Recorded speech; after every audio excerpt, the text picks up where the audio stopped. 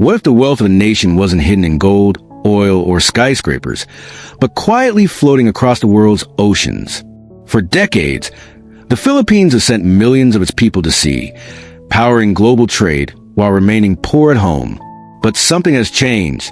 Behind the headlines, beyond remittances, a deeper transformation is happening. One that could finally turn Filipino seafarers into Filipino shipbuilders, and a labor-exporting country into a maritime powerhouse. This isn't just about ships. It's about money, power, and whether a nation long underestimated is finally learning how to get rich. For years, economists asked the same question. How could the Philippines supply one-third of the world's seafarers and still struggle economically? The answer was uncomfortable. Filipinos operated the ships, but they didn't own them. They navigated billion-dollar vessels, but went home to modest houses. The country mastered manpower, but not industry. That imbalance quietly drained potential wealth offshore. And yet, in shipyards, training centers, and policy rooms, a shift began forming. A shift few outside maritime circles noticed, but one that may redefine the Philippines' economic future. This story begins not in a boardroom, but in a small coastal town where Mateo Cruz grew up watching ships disappear over the horizon. His father was a seafarer.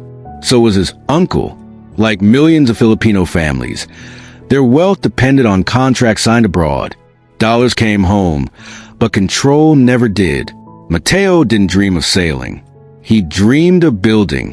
While others memorized routes, he studied hulls, engines, and logistics. Nobody told him this path could change a nation. At the time, it simply felt impossible. The global shipping industry is brutally unequal. Countries like Japan, South Korea, and China dominate shipbuilding, while labor-supplying nations remain dependent. Filipino seafarers became essential precisely because they were affordable, disciplined, and skilled, yet replaceable. Governments celebrated remittances as lifelines, but remittances don't build industries. They stabilize consumption, not ownership. For decades, this created a quiet ceiling on national wealth. Filipinos were everywhere at sea, but invisible on balance sheets. That invisibility was costing the country billions every year. Then something unusual happened. Around the mid-2010s, global shipping faced new pressures. Climate regulations, rising fuel costs, and fragile supply chains exposed by pandemics. Ship owners began rethinking designs, routes, and construction costs. At the same time, the Philippines was sitting on a massive advantage no one had fully leveraged, a workforce that understood ships better than most shipbuilders. The question was no longer skill, but structure. Could a country known for seafarers become a country known for ships? Enter the Maritime Industry Authority, MARINA. Long seen as a regulator, not a growth engine, MARINA began quietly repositioning itself. New policies encouraged domestic shipbuilding, vessel modernization, and port upgrades. Training programs shifted from pure seafaring to marine engineering and ship design. For the first time, government language changed from deployment to development. It wasn't flashy. It didn't trend. But it signaled something critical. The Philippines was no longer content renting its labor to the world. Mateo noticed it before most people did. Shipyards, once focused on repairs, began expanding capacity. Local shipbuilders started winning contracts for ferries, patrol boats, and coastal vessels. Small at first, but symbolic, each locally built shipment retained value, local jobs, and domestic expertise. More importantly, it meant Filipinos were moving upstream, from workers to owners. That shift is how countries get rich. Not overnight, but permanently. Investors, however, remain skeptical. The Philippines builds people, not ships, one analyst famously said. It echoed an older belief. Filipinos were excellent operators, but weak industrial planners. That belief ignored history. Before colonization, Filipino seafarers built complex balangay ships that dominated Southeast Asian trade routes. The skills were never missing. They were suppressed, outsourced, and forgotten. What was happening now wasn't innovation, it was recovery. The turning point came when domestic shipping companies began replacing imported vessels with locally built ones. Costs dropped, maintenance improved, turnaround times shortened. For the first time, profits stayed home. This is where wealth quietly compounds. not through headlines, but through margins. Every ship built locally reduced capital flight. Every engineer trained locally reduced dependency. The math began shifting, and smart investors started paying attention. By 2026, investing in the Philippines no longer meant just real estate or outsourcing. Maritime infrastructure became a serious conversation. Ports expanded, shipyards modernized, financing improved, insurance adapted. The ecosystem started forming. And ecosystems, not individual successes, are what create national wealth. The Philippines wasn't trying to beat Korea or China overnight. It was building something smarter: specialization, adaptability, and human-centered maritime engineering.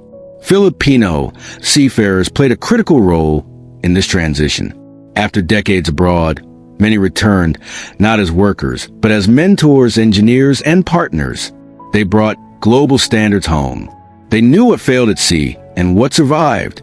This feedback loop transformed design philosophy. Ships weren't built just to look good on paper. They were built for real conditions. This practical intelligence became a competitive edge money couldn't buy. Passive income entered the conversation quietly. Maritime-linked investments, leasing vessels, port services, logistics hubs, began offering stable returns. Not speculative, not viral, but resilient. Filipinos who once depended solely on remittances now had opportunities to invest in the industry they already understood. For the first time, seafaring families could build generational wealth, not just monthly survival. Mateo eventually co-founded a mid-sized ship design firm. They didn't build mega tankers. They built efficient regional vessels optimized for island economies. The demand exploded. Southeast Asia needed ships that global builders ignored. The Philippines filled that gap, not by copying giants, but by serving realities. That's how underdogs win. Not by scaling size, but by scaling relevance. Critics still exist. They argue the Philippines should stick to labor export, that shipbuilding is risky, capital-intensive, slow. They're not wrong, but they're outdated. Every wealthy nation built its way into power.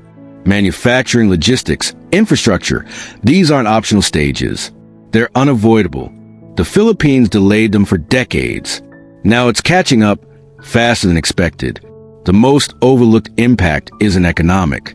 It's psychological. When a country stops seeing itself as just manpower, everything changes. Policy becomes bolder. Youth dream differently. Education aligns with ownership, not obedience. That shift may be the Philippines' greatest asset moving forward. By late 2025, international shipping journals began noticing. Filipino-built vessels performed well.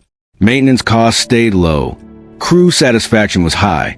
Quiet respect replaced quiet dismissal. The narrative flipped, not loudly, but permanently. MARINA's role became clearer. Regulation alone doesn't create wealth, but smart regulation enables it. Standards improved without strangling growth. Incentives rewarded capability, not connections. For once, policy and industry moved in the same direction. The Philippines didn't become rich overnight. That's not how nations grow wealthy. But something more important happened. The ceiling lifted. Growth was no longer capped by labor export. Value stayed home. Knowledge circulated locally. Ownership expanded. Mateo often reflects on his father's life at sea. Hard work, long contracts, limited upside. He doesn't see failure. He sees foundation, a generation that carried the world, so the next could finally build it. This is why the maritime shift matters. Not because ships are glamorous, but because industries that move the world also move wealth. And the Philippines is finally claiming its share. For investors watching Southeast Asia, the signal is clear. Maritime isn't just transport, it's leverage. And leverage creates long-term returns. For Filipinos, the message is quieter but deeper. The sea was never the limit. It was the starting point. History often forgets who built the ships and remembers only who owned them. That's changing. From seafarers to shipbuilders isn't a slogan. It's a strategy. And strategies, not slogans, build nations. The Philippines didn't need permission. It needed patience. Now the world is watching. Not because Filipinos sail well, but because they finally build what they sail. Wealth follows ownership. Ownership follows courage. And this time, the Philippines didn't let the ship sail away.